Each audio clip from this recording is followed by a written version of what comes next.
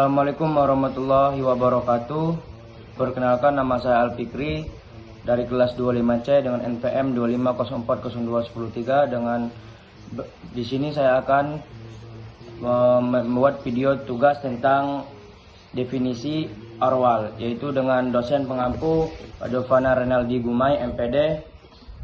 Di sini saya akan menjelaskan tentang definisi arousal, yaitu adalah latar belakang. Mengapa kita merasa bersemangat sebelum bertanding?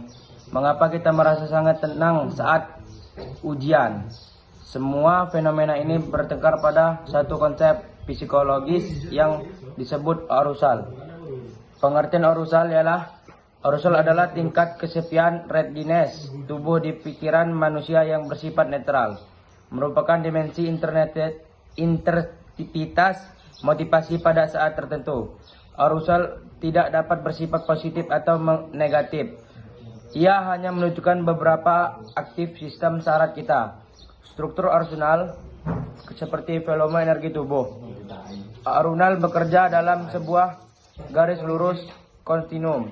Volume rendah, kondisi tubuh yang paling reaksi seperti tidur atau rebahan, sehingga pada saat disuruh atau ngerjain tugas itu terasa malas karena tubuh kita energinya kurang. Itu selanjutnya ada volume sedang. Kondisi paling pas, ngerasa fokus, segar, dan memiliki kesiapan. Inilah yang kita cari buat bekerja atau olahraga.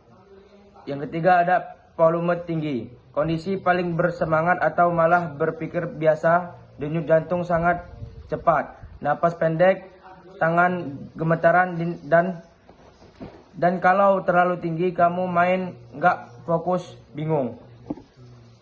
Selanjutnya ada mekanisme psikologis tubuh. Yang pertama ada arousal dikendalikan oleh sistem saraf otonom. Yang kedua ada sistem sepakat bertanggung jawab menaikkan arousal, reaksi fight or flight. Yang ketiga ada sistem parasimpatik, bertanggung jawab menurunkan arousal, meningkatkan tubuh. Tanda-tanda psikologis arousal naik: denyut jantung meningkatkan, palpati.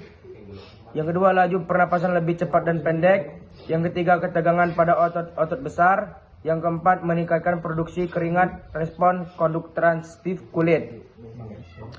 Dimensi psikologis arousal itu bukan hanya soal fisik, tapi soal energi fisik juga. Yang kedua, melibatkan tingkat kewaspadaan mental alertness.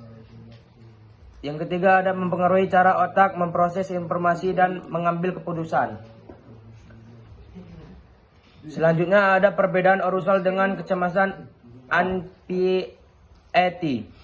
Arousal, respon psikologis netral, bisa karena sedang atau takut. Anxiety yaitu sisi negatif dan arousal yang disertai perasaan khawatir dan ketegangan mental. Selanjutnya ada teori satu drift, teori dorongan, dikembangkan oleh Hulse, yaitu pada tahun 1943. Konsepnya itu seperti hubungan antara arousal dan performa adalah linear. Yang ketiga, semakin tinggi arousal semakin baik performa.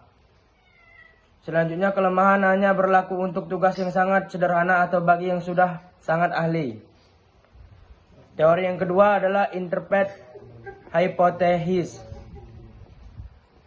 Yang pertama ada hukum Perkes-Dodson 1908. Yang kedua ada konsep performa meningkatkan seiring arousal hingga titik optimal. Jika arousal terus naik melewati titik itu, performa akan menurun drastis. Yang ketiga ada optimal.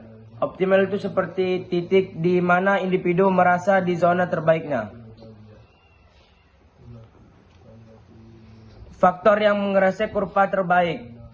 Puncak kurva optimal setiap orang bergeser bertanggung pada, yaitu kepribadian, tingkat kemaharian, kompleksitas tugas dan gampang PS susah.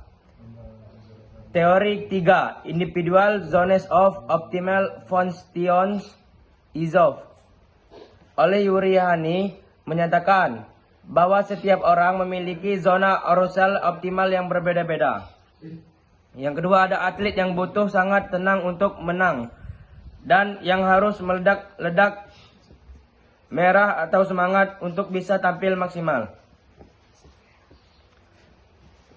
Teori 4, Claustrop-Hunt Theory, yaitu ada menjelaskan kegagalan mendadak choking. Jika arousal tinggi disertai kecemasan kognitif, pikiran negatif yang tinggi, performa tidak turun pelan-pelan, melainkan anjlok secara vertikal, seperti hancur. Pengaruh arousal pada atensi fokus, arousal rendah, fokus terlalu luas tergantung hal tidak penting. Arousal optimal, fokus tajam pada hal yang relevan. Arousal tinggi, fokus terlalu sempit. Hubungan arousal dengan jenis-jenis tugas. Tugas motorik halus membutuhkan arousal rendah. Contohnya seperti menembak, memanah, operasi bedah. Yang kedua, ada tugas motorik kasar, membutuhkan arousal tinggi. Contohnya lari, sprint, angkat besi dengan tackling. Pengaruh tingkat kemahiran skill level. Yang pertama itu pemula. Pemula itu seperti kita membutuhkan arousal rendah agar bisa berpikir secara sadar tentang teknik. Ahli membutuhkan arousal lebih tinggi untuk memicu respon otomatis yang sudah terlatih di bawah sadar. Selanjutnya ada gejala over arousal berlebih. Koordinasi otot menjadi kaku dan canggung. Yang kedua ada penyempitan pandangan. Yang ketiga, kesulitan memproses instruksi verbal. Yang keempat, gagal melakukan gerakan yang sudah mahir dilakukan. Selanjutnya ada strategi menurunkan arousal. Jika tingkat arousal tertinggi, panik atau tegang, teknik melibatkan dalam desi breathing, relaksi otot progresif PMR, sel tak positif untuk menekankan pikiran. Strategi meningkatkan arousal. Jika tingkat arousal terlalu rendah, lemas atau bosan, pemanasan fisik yang dinamis, mengandalkan musik bertempo cepat, menggunakan kata-kata pemicu sangat keywords. Sini ada kesimpulan. Kesimpulan ialah arousal adalah energi yang penggerak performa manusia. Tidak ada satu tingkat arousal yang cocok untuk semua orang atau semua tugas. Kemampuan mengatur regulasi arousal adalah kunci utama untuk mencapai performa puncak peak performance. Terima kasih. Maaf kalau videonya ataupun kurang jelas dari materi saya. Saya bernama Alfikri. Kepada Tuhan saya mohon ampun. Wabillahi taufiq wal hidayah. Wassalamualaikum warahmatullahi wabarakatuh.